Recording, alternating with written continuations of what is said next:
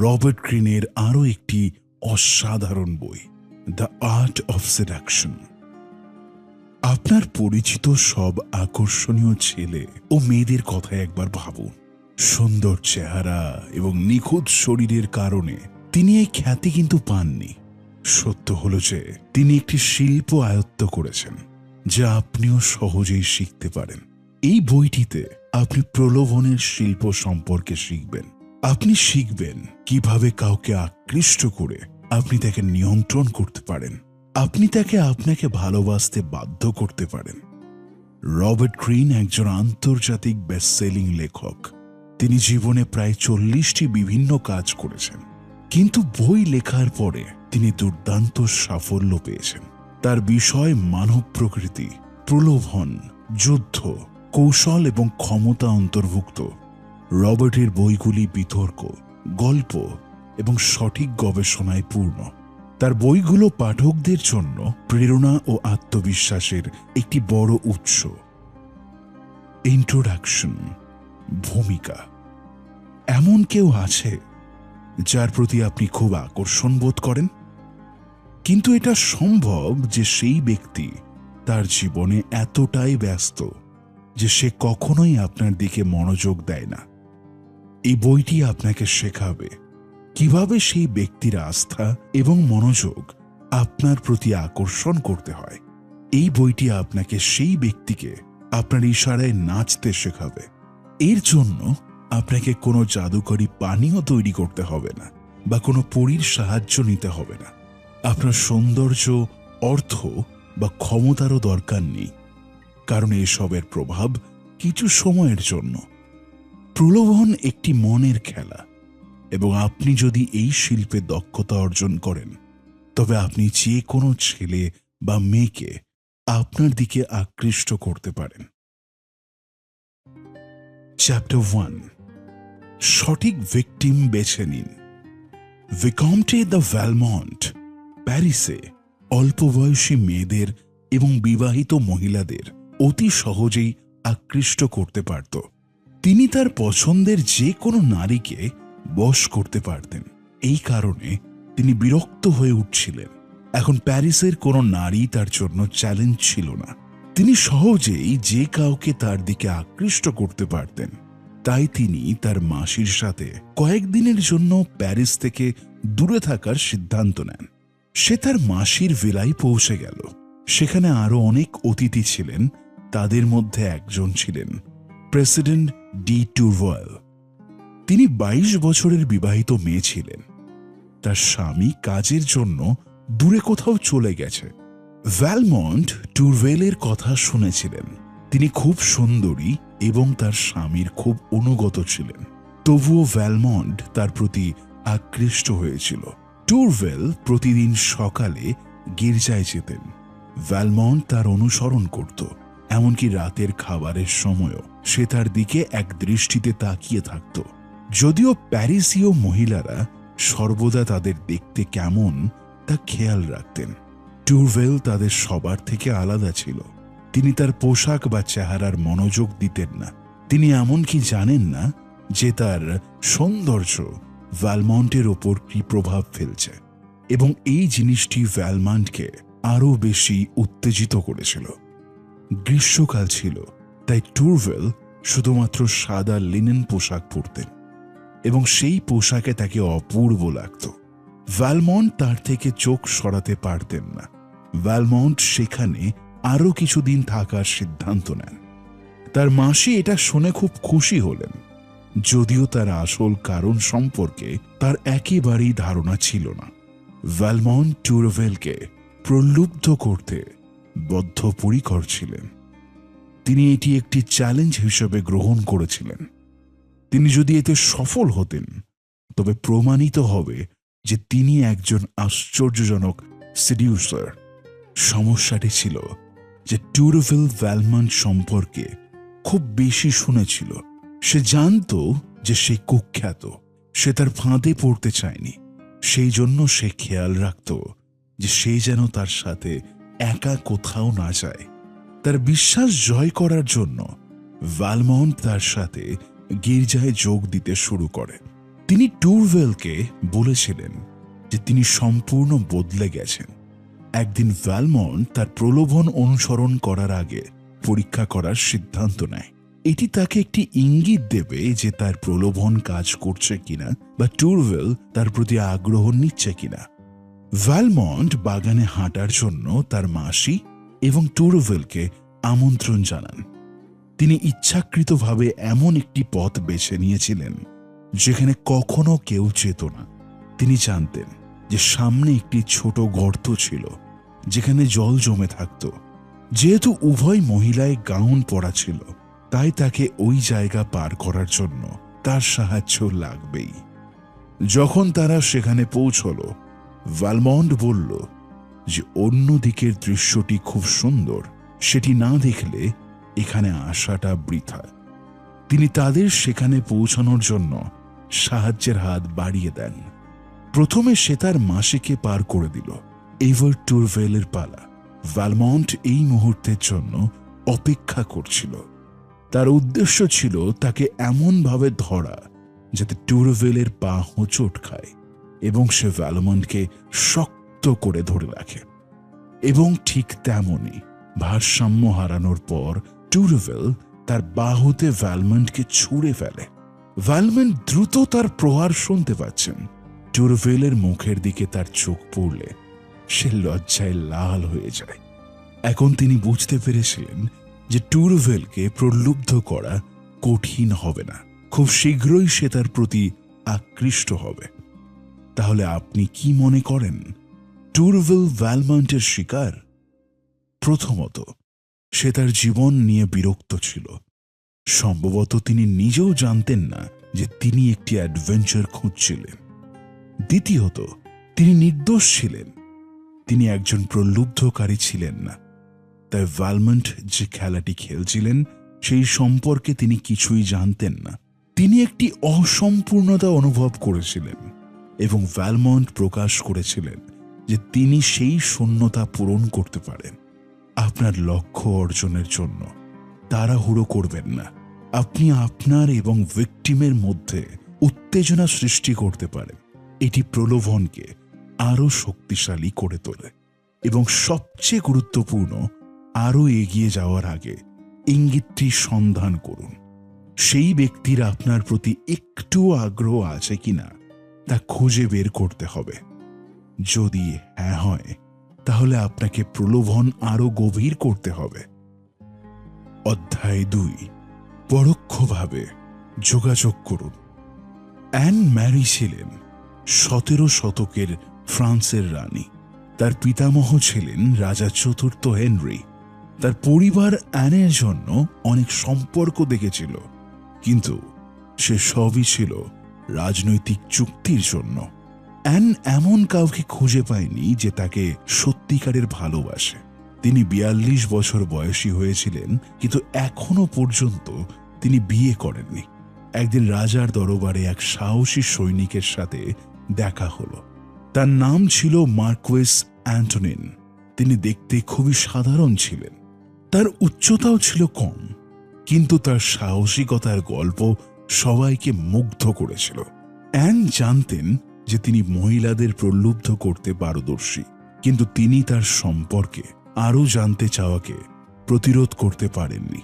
পরের কয়েকদিন ধরে তারা আদালতে অনেকবার একে অপরের সাথে ধাক্কা খায় এবং তাদের মধ্যে কথাবার্তা হয়। অ্যান তার ডায়েরিতে লিখেছিলেন যে মার্কুইসের সাথে কথোপকথনটি সেদিনের সবচেয়ে বিশেষ এবং স্মরণীয় মুহূর্ত ছিল। তারা ভালো বন্ধু হয়ে গিয়েছিল। কিছুক্ষণের মধ্যেই মার্কুইস তার বন্ধু হয়ে ওঠে। এখন সে তার সাথে তার গোপনীয়তা শেয়ার করতে শুরু করে। মার্কুইসও তাকে অনেক বিষয়ে তার মতামত দিতে শুরু করেছিলেন। অ্যান নিশ্চিত ছিলেন যে তিনি মার্কুইসের প্রেমে পড়েছেন। এখন সে মার্কুইসের হৃদয়ের অবস্থা জানতে চাইল। সে কিছু বলল না এবং মার্কুইসের কাছে তার বিয়ের বিষয়ে পরামর্শ চাইল। অ্যানের জন্য সম্পর্কের সন্ধান এখনো চলছিল। অ্যান মার্কুইসকে কিছু ছেলেদের দেখিয়ে জিজ্ঞাসা করেছিলেন যে এই ছেলেদের মধ্যে কোনটি তার স্বামী হওয়ার জন্য সেরা। অ্যান আশা করছিল যে মার্কুইস ঈর্ষান্বিত হবে। তিনি ভেবেছিলেন যে এটি একমাত্র সুযোগ যখন মার্কুইস তার অনুভূতি প্রকাশ করতে পারে। কিন্তু তিনি হতবাক হয়ে গেলেন যখন তিনি বুঝতে পারলেন যে মার্কুইস তাকে পাত্তা দেননি, বরং জিজ্ঞেস করলেন, হঠাৎ বিয়ের কথা বলছেন কেন? তুমি নিজেও সুখে আছো, কাউকে দরকার কেন? আর যাই হোক, এই ছেলেদের কেউ তোমার যোগ্য নয়। অ্যান তার উত্তরে খুব আহত হয়েছিল। কয়েক মাস পর রাজার ভাইয়ের স্ত্রী মারা যান। রাজা লুই অ্যানকে তার ভাইয়ের দ্বিতীয় স্ত্রী হওয়ার প্রস্তাব দেন। অ্যান এটা মোটেও পছন্দ করেনি। তিনি মার্কুইসের সাথে এটি শেয়ার করেছিলেন এবং তার পরামর্শ চেয়েছিলেন। মার্কুইস বলেছিলেন যে তার রাজার প্রতি অনুগত হওয়া উচিত এবং সর্বদা তার সেবা করা উচিত। এই উত্তরে অ্যান আবারও হতাশ হলেন। বিষয়টি আরো খারাপ করার জন্য মার্কুইস তার সাথে কথা বলা বন্ধ করে দিয়েছিল। তিনি হঠাৎ নিজেকে অ্যান থেকে দূরে সরিয়ে নিয়েছিলেন। মনে হচ্ছিল যেন সে আর তার বন্ধু হতে চায় না। অ্যান রাজাকে তার সিদ্ধান্ত জানিয়েছিলেন যে তিনি তার ভাইকে বিয়ে করতে চান না। তারপর সে মার্কুইসের কাছে গেল এবং তাকে একটি কাগজ দিল। তিনি বলেছিলেন যে সেই কাগজে সেই ব্যক্তির নাম লেখা ছিল যাকে তিনি সত্যিই খুব ভালোবাসতেন। মার্কুইস যখন কাগজটি খুললেন, তাতে মাত্র 3টি শব্দ লেখা ছিল, এটাই তুমি। অ্যান যখন কোর্টে মার্কুইসের সাথে তার বাগদানের কথা বলেন, তখন পুরো আদালত হতবাক হয়ে যায়। অ্যান ছিলেন ফ্রান্সের দ্বিতীয় শক্তিশালী মহিলা, তবুও তিনি একজন বিনয়ী সৈনিককে বেছে নিয়েছিলেন। এখন কেউ তার মন পরিবর্তন করতে পারে না। প্রকৃতপক্ষে মার্কুইস ছিলেন ইতিহাসের এক অনন্য এবং মহান প্রলোভনকারী। প্রথমে সে অ্যানের আগ্রহ জাগিয়ে তোলে, তারপর তাকে নিজের দিকে আকৃষ্ট করে এবং তার অনুভূতিকে উত্তেজিত করে। যখন সে নিজের দিকে অ্যানের দৃষ্টি আকর্ষণ করেছিল, তখন সে তার প্রতি কম আগ্রহ দেখাতে শুরু করে এবং প্রত্যাহার করে নেয়। এই কারণে অ্যান অস্থির হয়ে ওঠে এবং তার প্রলোভনের জালে আটকা পড়ে। অ্যানকে বিয়ে করে তিনি প্রচুর অর্থ ও ক্ষমতা পান। প্রলোভন ছিল তার মাস্টার স্ট্রোক। যখন সে প্রথমবার অ্যানের সাথে কথা বলেছিল, সে বুঝতে পেরেছিল যে সে তার প্রতি আকৃষ্ট হচ্ছে। বন্ধুত্বের লোভ দিয়ে মার্কুইস তাকে কাছে পেতে থাকে। বন্ধু হয়ে তিনি অ্যানের বিশ্বাস জিতেছিলেন এবং দেখানোর চেষ্টা করছিলেন যে তিনি তার অর্থ, স্ট্যাটাস বা যৌনতার পেছনে ছিলেন না।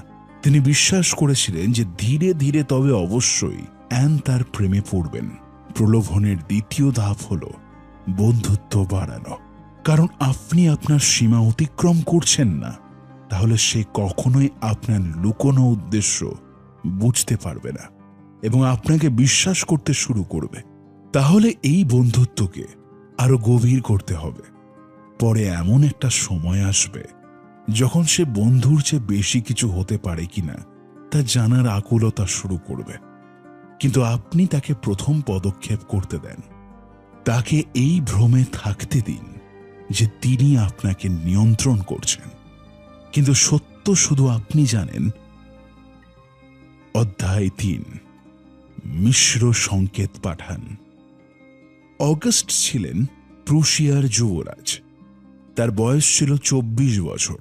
তিনি ছিলেন ফ্রেডরিক দ্য গ্রেটের ভাইপো। তিনি পুরো ফ্রান্স ভ্রমণ করেছিলেন। সেখানকার প্রতিটি তরুণীকে সে প্রলুব্ধ করেছিল। একদিন তিনি মাডাম ডে স্টেলের ভিলা দেখার সিদ্ধান্ত নেন। তিনি একজন বিখ্যাত ফরাসি লেখক ছিলেন। ম্যাডাম স্টাইল আগস্টকে আন্তরিকভাবে স্বাগত জানান। তিনি তার সমস্ত অতিথিদের সাথে আগস্টের পরিচয় করিয়ে দেন।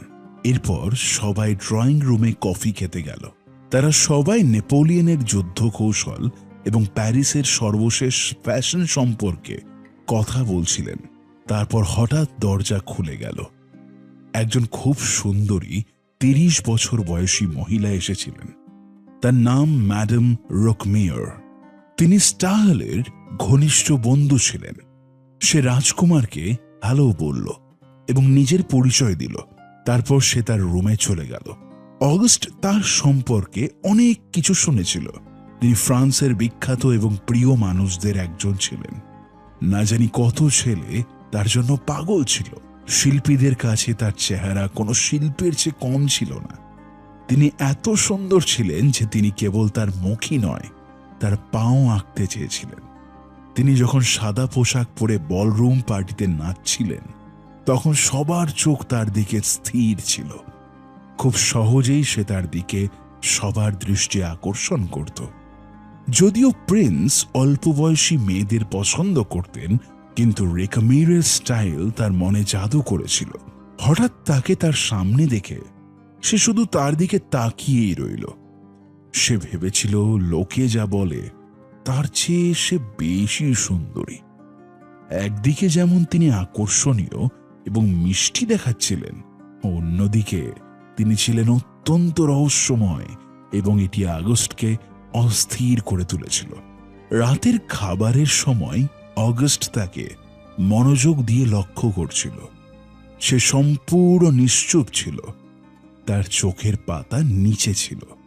সে দু একবার চোখ তুলে রাজকুমারের চোখের দিকে তাকালো। আগস্টের আনন্দের সীমা ছিল না। এখন সে তার প্রতি আরো বেশি আকৃষ্ট হতে থাকে। রাতের খাবারের পর সবাই গ্যালারিতে জড়ো হলো। রেকামিয়ার একটি বাদ্যযন্ত্র বাজাতে শুরু করেন এবং একই সাথে তিনি একটি রোমান্টিক গান গাইতে শুরু করেন। তার কণ্ঠস্বর এমন ছিল যে যে শোনে সে তার মধ্যে হারিয়ে যায়। তার মুখে একটা নির্দোষ ভাব ফুটে উঠল। তিনি সময়ে সময়ে আগস্টের দিকে তাকিয়েছিলেন। তার চোখে মুখে একটা অদ্ভুত নেশা। অগাস্ট খুব বিভ্রান্ত বোধ করছিল, কিন্তু সে তার দিকে এক নজর দেখে সম্পূর্ণ মুগ্ধ হয়ে গেল। ওই রাতের পর তিনি সেখানে আরো কয়েকদিন থাকার সিদ্ধান্ত নেন। পরের কয়েকদিনের মধ্যেই তাদের বন্ধুত্ব হয়। একসাথে হাঁটতে লাগলো, মাঝে মাঝে বোটিং আর নাচের পার্টিতে যেত। গভীর রাত পর্যন্ত কথা বলতো। তারা একে অপরের সঙ্গ পছন্দ করতে শুরু করে। যুবরাজ তখনও বিভ্রান্ত। রেকামিয়ার বেশিরভাগ আধ্যাত্মিকতা এবং সম্পর্কিত বিষয় সম্পর্কে কথা বলতেন, তবে প্রায়শই তিনি অগাস্টের হাতও স্পর্শ করতেন। কথা বলার সময় সে তার সাথে ফ্লার্ট করত। খুব দ্রুত 2 সপ্তাহ পার হয়ে গেল। রেকামিয়ার এমন মিশ্র সংকেত দিতে থাকল, অগাস্ট আর নিজেকে নিয়ন্ত্রণ করতে পারছিল না এবং সে তাকে প্রস্তাব দেয়। অগাস্ট তখন ইউরোপের সবচেয়ে যোগ্য ব্যাচেলর। তার জন্য মেয়েদের লাইন ছিল। তারপরও তিনি নিজেকে বদলাতে প্রস্তুত ছিলেন শুধুমাত্র রেকামিরের জন্য। এমনকি তিনি তার ধর্ম গ্রহণ করতেও প্রস্তুত ছিলেন। রেকামিয়ার তাকে হ্যাঁ বললেন। এরপর কয়েকদিন একে অপরের থেকে দূরে থাকতে হয়। এই বিষয়ে তার পরিবারকে জানাতে হয়েছে আগস্টকে। রেকামিয়ার তার জন্য অপেক্ষা করার প্রতিশ্রুতি দেন। তিনি জানান এরই মধ্যে তিনি তার বড় স্বামীর থেকে আলাদা হওয়ার ব্যবস্থা করবেন। সেখান থেকে চলে যাওয়ার পর অগাস্ট তাকে অনেক প্রেমপত্র লিখেছিল, কিন্তু রেকামিয়ার একেবারের জন্য উত্তর দেয়নি।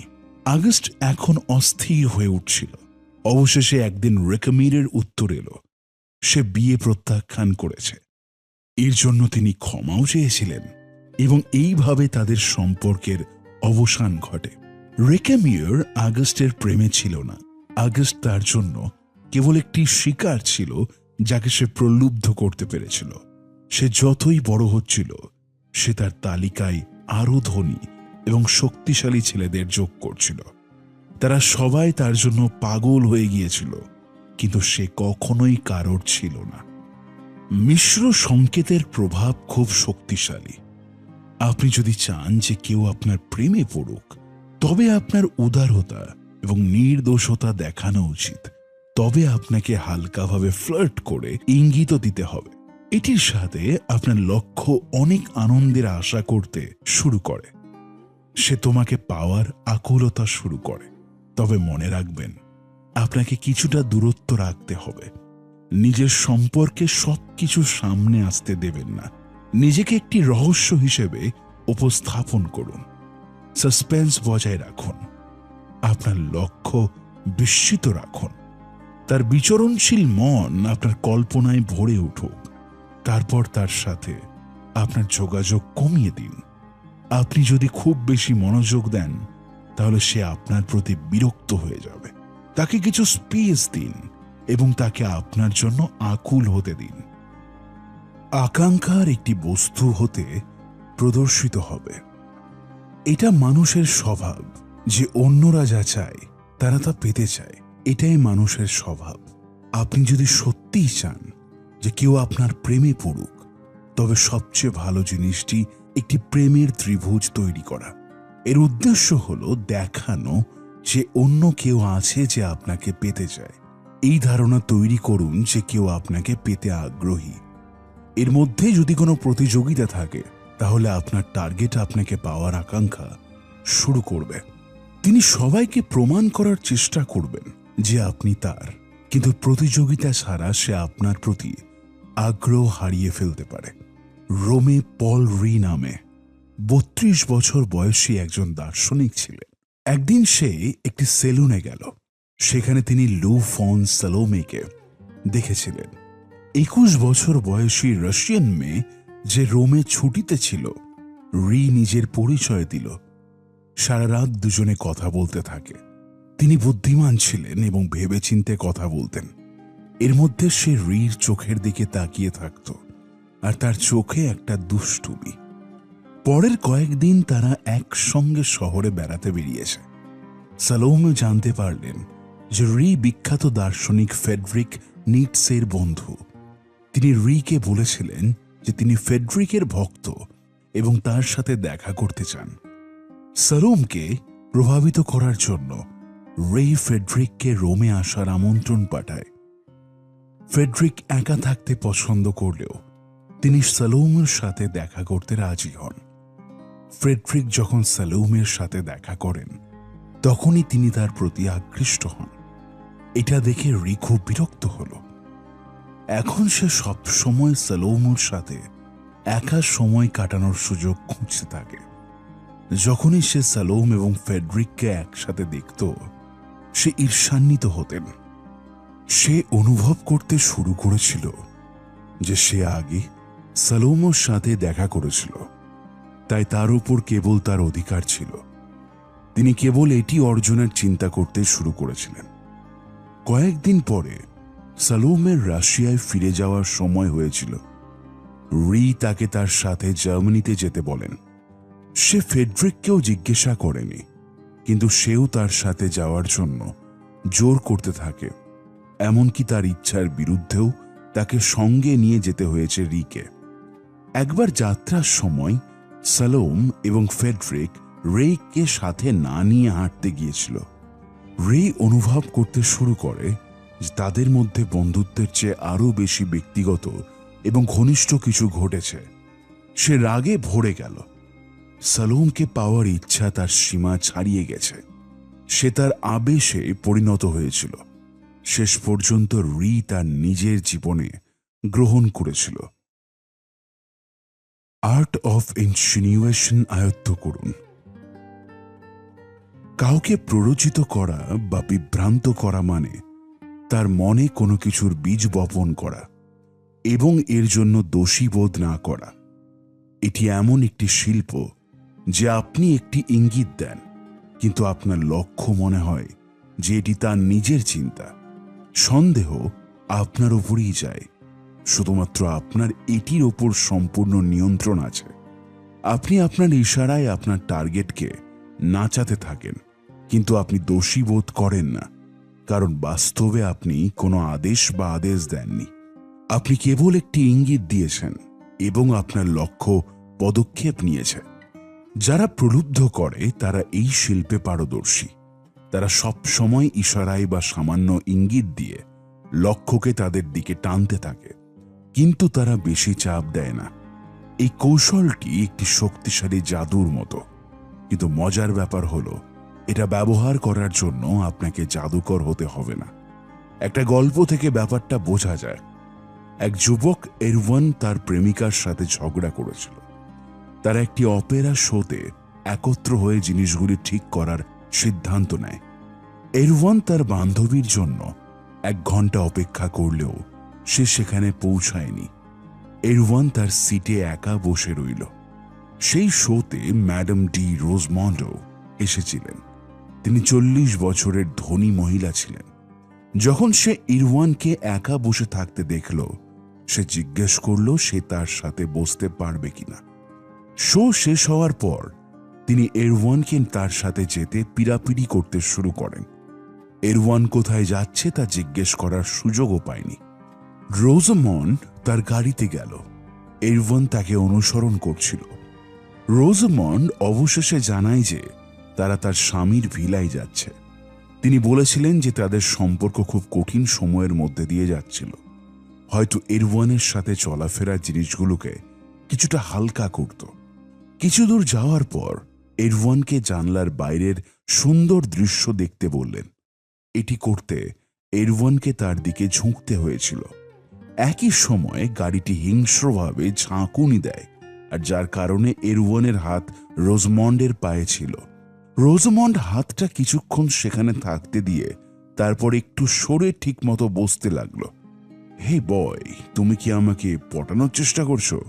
সে জিজ্ঞেস করল এবং হাসতে লাগলো। একদম না, এটা শুধু একটু দুর্ঘটনা ছিল। তুমি ভুল করে আমার হাত স্পর্শ করেছ। এরওয়ান বলল এবং ক্ষমা চাইল। কয়েক মিনিট পর গাড়ি থামল। তারা ভিলায় পৌঁছেছিল। রোজমন্ডের স্বামী সেখানে দাঁড়িয়েছিলেন। তিনি দুজনকে স্বাগত জানান। এরওয়ান বলল, তোমার বাড়িটা খুব সুন্দর। আরে এসব কিছুই না, এখানকার রুমগুলো দেখার মতো, রোজমন্ড বললেন। তারা সবাই একসাথে ডিনার করল। রোজমন্ডের স্বামী খুবই গম্ভীর ও নীরব ছিলেন। অতঃপর সে তাদের একা রেখে তার ঘরে চলে গেল। রোজমন্ড এরওয়ানকে তার সাথে বাগানে হাঁটতে আমন্ত্রণ জানায়। এটা খুব সুন্দর আবহাওয়া ছিল। ওপরে পরিষ্কার আকাশে চাঁদ ও তারাগুলো উজ্জ্বলভাবে জ্বলজ্বল করছিল। হঠাৎ এরওয়ান রোজমন্ডের হাত অনুভব করল। রোজমন্ড বলেছিলেন যে তিনি জানতেন যে এরওয়ান তার বান্ধবীর প্রতি খুব অনুগত এবং তিনি কখনোই এই পরিস্থিতির সুবিধা নেবেন না। তারা অপেরা শো, সঙ্গীত এবং থিয়েটার সম্পর্কে অনেক কথা বলত। রোজমন্ড উল্লেখ করেছেন যে কাছাকাছি একটি প্যাভিলিয়ন ছিল যা দেখার মতো। এটা ছিল পিচ অন্ধকার, কিন্তু কোনোভাবে তারা তাদের পথ খুঁজে পেয়েছিল। তারপর দুজনেই ভিতরে ঢুকে গেল। এরওয়ান তার হার্টবিট ছাড়া আর কিছুই শুনতে পেল না। রোজমন্ড বলেছিলেন যে এই জায়গাটির সাথে তার অনেক স্মৃতি জড়িত। দুজনে একটা সোফায় বসল। এরওয়ান জানে না তার কি হয়েছে, কিন্তু সে ঘুরে রোজমন্ডকে চুমু খায়।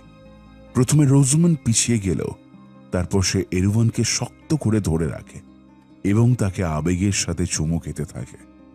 কিছুক্ষণ পর যখন তিনি বুঝতে পারলেন কি ঘটছে, তিনি বললেন যে তাদের ভিলায় ফিরে যেতে হবে। এটি একটি খুব বিশেষ এবং সুন্দর সন্ধ্যা ছিল। একটি হাসি দিয়ে রোজমন্ড বলেন, ভিলায় একটি খুব বিশেষ এবং সুন্দর ঘর আছে, তবে আমি আপনাকে তা দেখাবো যদি আপনি প্রতারণা না করার এবং ভালো আচরণ করার প্রতিশ্রুতি দেন। এরওয়ান এর অর্থ বুঝতে না পারলেও তাকে অনুসরণ করে। সে তাকে রুমে নিয়ে গেল। সত্যি সেই ঘরটি ছিল অনেক বড় এবং বিলাসবহুল। এর সাজসজ্জা ছিল দেখার মতো। এরওয়ান তখনই বুঝতে পেরেছিল যে এই ঘরটি বিশেষত বিনোদনের জন্য এবং তার শখ পূরণের জন্য তৈরি করা হয়েছিল। চারিদিকে আয়না ছিল। সেখানে গ্রিক দেবতা ইরোসের মূর্তিও ছিল। সেই ঘরে এমন অনেক পেইন্টিং ছিল যেখানে দম্পতিদের অন্তরঙ্গ মুহূর্তগুলি দেখানো হয়েছিল। প্যাভিলিয়নে যা শুরু হয়েছিল তা এখন অনেক দূরে এগিয়েছে এই আসলে। তারা একসাথে রাত কাটিয়েছে। কখন সে সময় চলে গেল টেরই পেল না। একজন চাকর দরজায় টোকা দিয়ে তাকে বলল যে সকাল হয়ে গেছে এবং তার স্বামী যে কোনো সময় ঘুম থেকে উঠতে পারে। এরওয়ান চলে যাওয়ার সময় রোজমন্ড বলল, বিদায় যুবক, একটি সুন্দর এবং সুন্দর রাতের জন্য আপনাকে ধন্যবাদ। এরওয়ান সারাক্ষণ ভাবতে থাকে যে সে প্রলুব্ধকারী। হ্যাঁ, এটা একেবারেই সত্য যে এরওয়ান প্রথম পদক্ষেপ নিয়েছিল, কিন্তু সত্য যে সে কখনো রোজমন্টের ফাঁদে আটকে পড়েছিল তা সে জানে না। তিনি ইরওয়ানকে অনিয়ন্ত্রিত হতে বাধ্য করেছিলেন এবং তিনি সেই আনন্দ অর্জনে সফল হন যেমনটি তিনি চেয়েছিলেন। আত্মার মধ্যে প্রবেশ করুন। সিন্ডি অ্যাডমাস ছিলেন একজন আমেরিকান সাংবাদিক। 1961 সালে তিনি ইন্দোনেশিয়ার রাষ্ট্রপতি সুকর্ণ সাক্ষাৎকার নেওয়ার সুযোগ পান। এটি তার জন্য একটি বিশাল সুযোগ ছিল, কারণ তিনি সবেমাত্র তার ক্যারিয়ার শুরু করেছিলেন। তখন সুকর্ণের অনেক নাম ছিল। ডাচদের কাছ থেকে ইন্দোনেশিয়ার স্বাধীনতা অর্জনে তিনি নেতৃত্বের ভূমিকা পালন করেন। তিনি 1949 সালে রাষ্ট্রপতি পদে নির্বাচিত হন এবং এখনও তার পদে অধিষ্ঠিত ছিলেন। সে সময় সুকর্ণ অনেক সমস্যার সম্মুখীন হয়েছিলেন, কারণ পশ্চিমে তার খ্যাতি ভালো ছিল না। তার পররাষ্ট্রনীতির কারণে তাকে এশিয়ার হিটলার উপাধি দেওয়া হয়। মার্কিন যুক্তরাষ্ট্রে তাকে মোটেও পছন্দ করা হয়নি। সিন্ডি সাক্ষাৎকারটি আকর্ষণীয় করতে চেয়েছিলেন, তাই তিনি একটি রসিকতা দিয়েই শুরু করেছিলেন। সুকর্ণের কৌতুক পছন্দ হলে তিনি অবাক হন। এরপর পরিবেশ কিছুটা হালকা হয়ে যায়। সাক্ষাৎকারের পর সুকর্ণ সিন্ডিকে অনেক উপহার দিয়েছেন। তিনি যখন নিউ ইয়র্কে তার বাড়িতে পৌঁছান, তখন তিনি সুকর্ণর কাছ থেকে বন্ধুত্বপূর্ণ চিঠি পেতে শুরু করেন। 3 বছর পরে তিনি সিন্ডিকে জিজ্ঞাসা করেছিলেন যে তিনি তাকে তার আত্মজীবনী লিখতে সাহায্য করবেন কিনা। সিন্ডি খুব বিভ্রান্ত ছিল। তিনি একজন পরিচিত সাংবাদিক ছিলেন না। তবুও সুকর্ণ তাকে সহলেখক হিসেবে বেছে নিয়েছিলেন। তিনি ভাবতে লাগলেন কিভাবে ফ্রান্সের মানুষ তাকে একজন মহান প্রলোভনকারীর তকমা দিয়েছে। সুকর্ণের 4টি স্ত্রী ছিল এবং তার হাজারো সম্পর্কের গল্প আলোচনার বিষয় ছিল। এত কিছুর পরেই সিন্ডি প্রস্তাবটি গ্রহণ করেছিল, কারণ এটি একটি বড় এবং দুর্দান্ত সুযোগ ছিল। সিন্ডি সিদ্ধান্ত নিয়েছে যে সে সুকর্ণের সাথে ঠিক সেইভাবেই আচরণ করবে যেভাবে সে প্রথম সাক্ষাতে এসেছিল। বইটি লেখার জন্য তিনি প্রথম সাক্ষাৎকারটি নিয়েছিলেন। সিন্ডি তার হোটেল সম্পর্কে সুকর্ণর কাছে অভিযোগ করতে শুরু করে এবং বলে যে সেখানকার কর্মীরা খুব অভদ্র ছিল। সুকর্ণ একটি চিঠি লিখে স্পষ্ট নির্দেশ দিয়েছিলেন যে সিন্ডিকে ভিআইপি ট্রিটমেন্ট দেওয়া উচিত। পরবর্তী সাক্ষাৎকারের জন্য সিন্ডিকে সুকর্ণ নিজ শহরে যেতে হয়েছিল, যাতে সে তার শৈশব সম্পর্কে লিখতে পারে। এইবার ফ্লাইট নিয়ে অভিযোগ করলেন তিনি। সুকর্ণ তাকে একটি ব্যক্তিগত বিমান এবং পুরো কেবিন ক্রু সহ একজন ব্যক্তিগত পাইলট দিয়েছিলেন। একদিন সুকর্ণ সিন্ডিকে জিজ্ঞেস করলেন, আপনি কি জানেন আমি কেন এই আত্মজীবনী লিখছি? শুধুমাত্র আপনার কারণে। তিনি বলেছিলেন যে সিন্ডি খুব স্মার্ট এবং আকর্ষণীয় মেয়ে ছিল। তিনি প্রতিদিন সিন্ডির পোশাকের প্রশংসা করতেন। সিন্ডি অনুভব করতে শুরু করে যে তিনি মোটেও এশিয়ার হিটলার নন, যেমনটি অন্যরা ভেবেছিলেন। কথা বলার সময় অনেকবার সুকর্ণ সিন্ডির হাত স্পর্শ করেছে। একবার এমন একটি উপলক্ষ এসেছিল যখন সুকর্ণ তাকে চুম্বন করার চেষ্টা করেছিল, কিন্তু সিন্ডি সাফ জানিয়ে দিয়েছিল যে সে তার বিবাহিত জীবনে খুব সুখী ছিল। সুকর্ণ তার কথায় রাজি হয়ে বলল যে সে এটা বোঝে, কিন্তু তারা বন্ধু হয়ে বাঁচতে পারে, তাই না? কয়েক মাস ধরে এই সাক্ষাৎকার চলল। সিন্ডি সুকর্ণর অনেক পরিবর্তন লক্ষ্য করে। তিনি তার সাথে ব্যক্তিগত হতে শুরু করেন। এখন সেও সিন্ডির মতো হাস্যকর ও হাসি খুশি হয়ে উঠেছে। আগে মিলিটারি ইউনিফর্ম পরতেন, কিন্তু এখন ক্যাজুয়াল পোশাক পরতে শুরু করেছেন। এখন অনেকবার খালি পায়ে ঘুরে বেড়াতেন। সুকর্ণ সিন্ডির খুব ঘনিষ্ঠ হয়ে উঠেছিল। এক রাতে তিনি সিন্ডিকে তার চুলের রং সম্পর্কে জিজ্ঞাসা করেছিলেন। সিন্ডি বলল, নীল কালো রং হে ছায়া। তিনি বলেছিলেন যে তিনিও তার চুলে একই রং চান। সিন্ডি ভেবেছিল সে মজা করছে, কিন্তু তারপর সুকর্ণ সিন্ডিকে তার প্রাসাদে আমন্ত্রণ জানায়। সিন্ডি নিজেই সুকর্ণ চুলের রং লাগিয়েছে। এখন দুজনের চুলের রং হুবহু এক হয়ে গেছে। এই বইটি 1965 সালে প্রকাশিত হয়েছিল। এর শিরোনাম ছিল Sukarno, an autobiography as told to Cindy Adams. যে বই একটি বিশাল হিট প্রমাণিত। এটি পশ্চিমের মানুষের জন্য একটি বড় বিস্ময় ছিল, কারণ বইটির মাধ্যমে সুকর্ণের ব্যক্তিত্ব একজন কমনীয় এবং প্রেমময় ব্যক্তি হিসেবে প্রকাশিত হয়েছিল।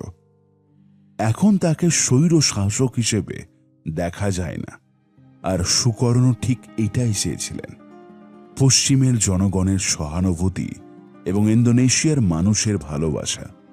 সেই সময় ইন্দোনেশিয়া সরকারি সামরিক বাহিনীর দ্বারা অপসারণের দ্বারপ্রান্তে ছিল। অবশ্যই এই বইটি তাদের রাষ্ট্রপতির প্রতি সকলের চিন্তাভাবনা এবং দৃষ্টিভঙ্গি বদলে দিয়েছে। তিনি আরও জনপ্রিয় হয়ে ওঠেন। কিন্তু কেন তিনি এই সবের জন্য সিন্ডি অ্যাডমাসকে বেছে নিলেন? এর তিনটি কারণ ছিল। প্রথমত, তিনি একজন সুপরিচিত সাংবাদিক ছিলেন না। তার খুব কম অভিজ্ঞতা ছিল। তিনি তার পেশাগত সম্পর্ককে ব্যক্তিগত এবং অনানুষ্ঠানিক হতে দেন। দ্বিতীয়ত, তিনি পশ্চিম থেকে এসেছেন। তিনি যা লিখেছেন তা আমেরিকা এবং ইউরোপের মানুষ সহজেই বিশ্বাস করত। এবং তৃতীয়, তিনি একজন মহিলা ছিলেন। সুকর্ণ খুব মনোযোগ দিয়ে সিন্ডির দিকে তাকালো, বুঝল এবং তার মতো হতে লাগল। তিনি মজার, আকর্ষণীয় এবং বন্ধুত্বপূর্ণ ছিলেন, তাই তারাও তার মতো হয়ে উঠেছে। এমনকি চুলের রঙও বদলে ফেলেছিলেন তিনি। এটি করার মাধ্যমে আপনি আপনার লক্ষ্যের প্রতিরক্ষা ব্যবস্থা ভেঙে ফেলবেন। তিনি সবসময় সিন্ডির অভিযোগের কথা বলতেন, তার চাহিদা পূরণ করে তাকে স্বাচ্ছন্দ্য বোধ করান। এখন সিন্ডির দৃষ্টিতে সে হিটলারের মতো নয়, একজন আকর্ষণীয়, যত্নশীল এবং বন্ধুত্বপূর্ণ ব্যক্তি হয়ে উঠেছে। এবং সে বইটিতে লিখে এই চিত্রটি মানুষের সামনে উপস্থাপন করেছিল। যে কোনো মানুষকে আকৃষ্ট করার জন্য আপনাকে দুটো জিনিসের প্রতি খেয়াল রাখতে হবে। প্রথমত, আপনাকে নিজেকে বুঝতে হবে যে আপনার ভিতরে এমন কি গুণ আছে যা মানুষকে আপনার প্রতি আকৃষ্ট করতে পারে। এবং দ্বিতীয়ত, আপনাকে আপনার লক্ষ্য বুঝতে হবে যে আপনি কিভাবে তাকে আপনার দিকে আকৃষ্ট করতে পারেন। রবার্ট গ্রিন আমাদেরকে 24টি নিয়ম বলেছে যাতে মানুষ আপনার দিকে আকৃষ্ট হয়। তাই প্রথম নিয়ম দিয়ে শুরু করা যাক। Number 1, choose the right victim.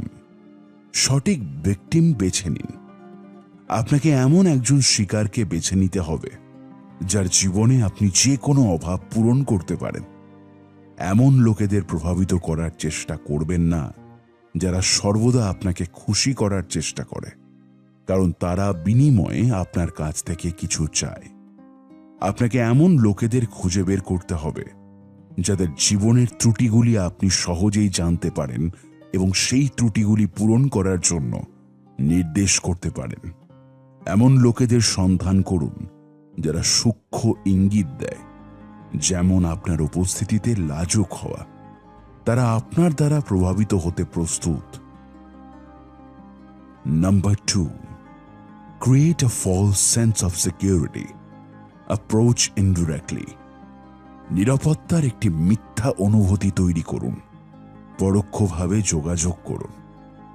আপনি যদি এমন কারো সাথে একটি নতুন সম্পর্ক গড়ে তুলতে চান যিনি আপনার জন্য অত্যন্ত গুরুত্বপূর্ণ, এবং আপনি সরাসরি তাদের সাথে যোগাযোগ করুন এবং তাদের কাছে কিছু প্রস্তাব বা জিজ্ঞাসা করুন, তাহলে আপনি তাদের প্রতিরক্ষামূলক ঢালকে আরও শক্তিশালী করুন। আপনার প্রস্তাব তাদের সামনে না রেখে অনুগ্রহ করে যে কোনো তৃতীয় ব্যক্তির মাধ্যমে তাদের সাথে যোগাযোগ করুন এবং সত্যিকারের কথা বলার আগে তাদের সাথে বন্ধুত্ব করুন। তাদের অনুভব করান যে আপনি কেবল তাদের সাথে বন্ধুত্ব করতে চান এবং অন্য কিছু নয়। Number 3, send mixed signals. মিশ্র সংকেত পাঠান। আপনার শিকারের দিকে মিশ্র সংকেত পাঠান।